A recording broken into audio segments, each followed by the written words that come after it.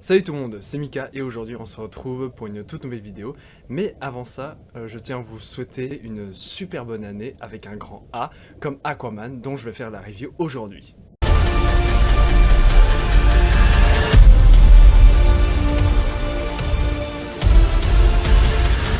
D'ailleurs il y a une grosse nouveauté, le fond vert forcément. Salut toi. Si c'est la première fois que tu découvres ma chaîne, je t'invite à consulter tout le reste de ma chaîne et de lâcher un petit pouce bleu et abonne-toi si ça te plaît. Aquaman est sorti le 19 décembre 2018 en France. Personnellement en Belgique, moi, j'ai pu le voir 2 jours à l'avance. Dans cette vidéo, il y aura aussi une partie spoiler, mais je vous préviendrai quand ça arrivera. Donc il s'agit du film solo d'Aquaman, un super-héros de la bande dessinée de DC Comics.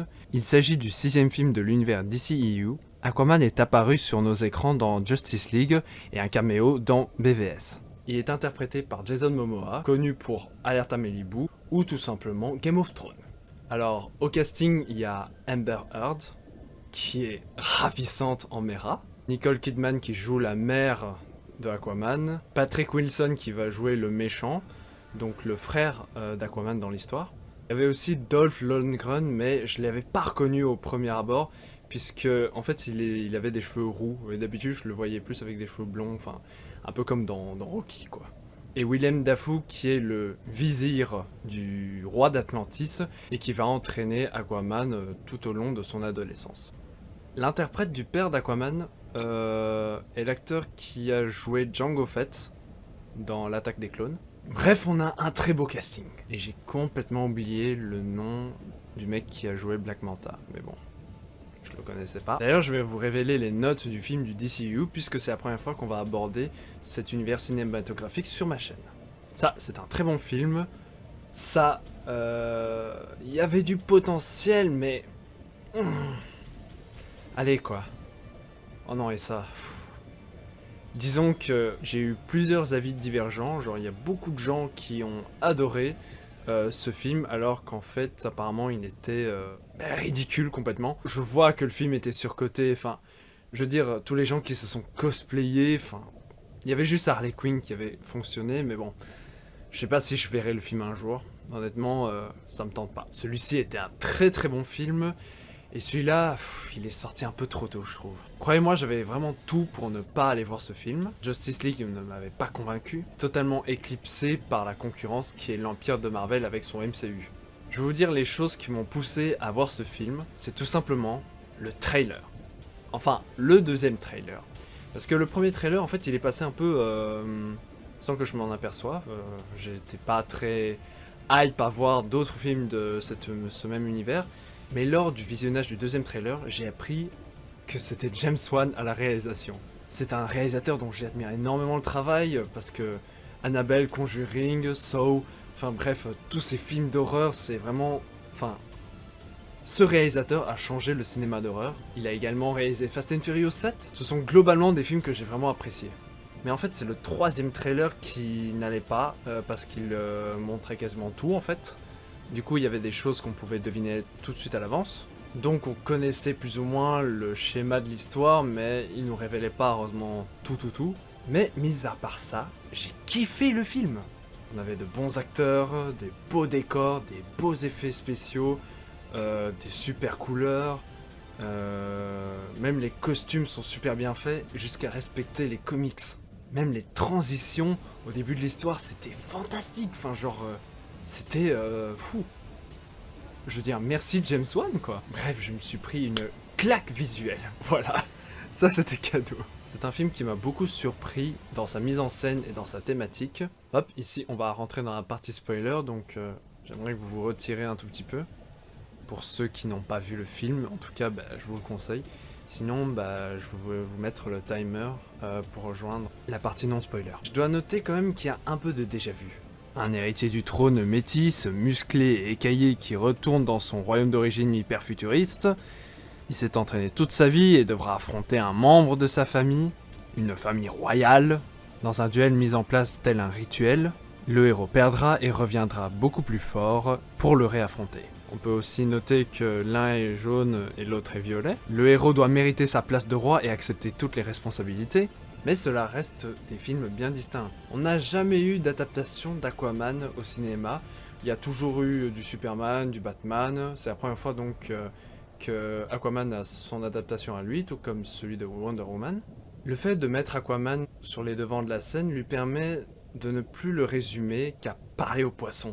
J'apprends dans le film qu'Aquaman a une peau par balle, il est télépathe, il a une force surhumaine, il nage beaucoup plus vite qu'un missile, il respire sous l'eau et communique avec les animaux marins.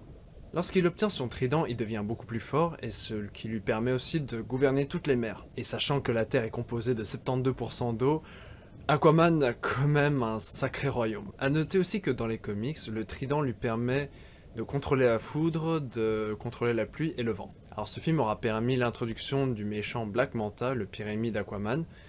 C'est plus une origin story, donc on voit Aquaman sera confronté à un choix. Et donc le fait qu'il ait laissé le père de Black Manta juste là, le laisser crever, ce qui lui engendra un nouvel ennemi qui mettrait en danger ses proches. Donc on comprenait les motivations de Black Manta. Son costume est certes un peu kitsch, mais il est propre et respecte les comics. Les scènes d'action sont super bien filmées. Celle qui m'a marqué, c'est celle avec Nicole Kidman quand elle défendait Arthur et son père. Lorsque les Atlantes sont venus à la maison pour tout détruire, on avait une caméra qui se déplaçait vraiment partout pour tout ça en une séquence, c'est vraiment impressionnant. Je parlais des transitions un peu avant la vidéo, et ces transitions, c'est à un moment où il y avait un travelling tout au début, où l'action se passait dans la même pièce, mais à un autre moment de la journée. Donc par exemple, c'était le soir il me semble, où le père d'Aquaman transportait sa mère, et ensuite nous avons un plan travelling qui fait la transition vers le lendemain matin, quand Atlana va se lever pour découvrir où elle est en fait. Dans la même pièce, il y avait une boule à neige avec un phare dedans. En fait, la caméra va faire un énorme zoom à l'intérieur pour ensuite donner vraiment le phare, quoi. Le père d'Aquaman est un gardien de phare, tandis que sa mère est une Atlante. Le film avait un rythme plutôt accéléré, je trouve, et ne trouve pas vraiment de moment où se reposer. Perso, ça ne m'a pas dérangé pendant le visionnage, mais je sais que certains ont du mal avec un rythme assez rapide. On se baladait d'endroit en endroit sans vraiment de pause. Le personnage est toujours en mouvement en fait. Du coup, maintenant je me demande, puisque on a un super-héros aquatique, je me demande du coup comment Marvel ferait pour recréer un film de super-héros aquatique. Pour les connaisseurs, je parle bien évidemment de Namor, dont les droits appartiennent toujours à Universal, mais est toujours en négociation pour l'intégrer au MCU. Donc je me demande comment est-ce qu'on pourrait faire un deuxième film de Aquaman 2.0. Je reparle souvent de Marvel, mais j'ai l'impression que le film Aquaman a été marvelisé. Qu'est-ce que je veux dire par là, c'est qu'on sent plus le style de Zack Snyder, le réalisateur donc de Man of Steel, Batman vs Superman et en partie Justice League, parce qu'après c'est Joss Whedon qui s'en est occupé, réalisateur d'Avengers d'ailleurs. Donc je vais pas aller voir un film en disant qu'il est mauvais rien qu'en regardant le titre du studio. Le cliché de c'est du DC, ce sera plus dark, etc. Mais on va aborder ça dans une autre vidéo parce que ça va être trop long. On est là pour parler d'Aquaman. Donc justement, ça va être des films différents de Marvel, mais j'ai pas besoin de voir un film qui soit marvelisé. Il faut proposer quelque chose de différent justement. Faut arrêter d'utiliser la formule qui marche, essayer et tenter des risques. Ce que les studios ne veulent pas chez la Warner, c'est tenter des risques. Ils veulent essayer de copier ce qui fonctionne au lieu de tenter quelque chose de nouveau. En ce moment, on est à un mois après la sortie d'Aquaman, et Aquaman a dépassé le 1 milliard de dollars au box-office. C'est une grosse surprise.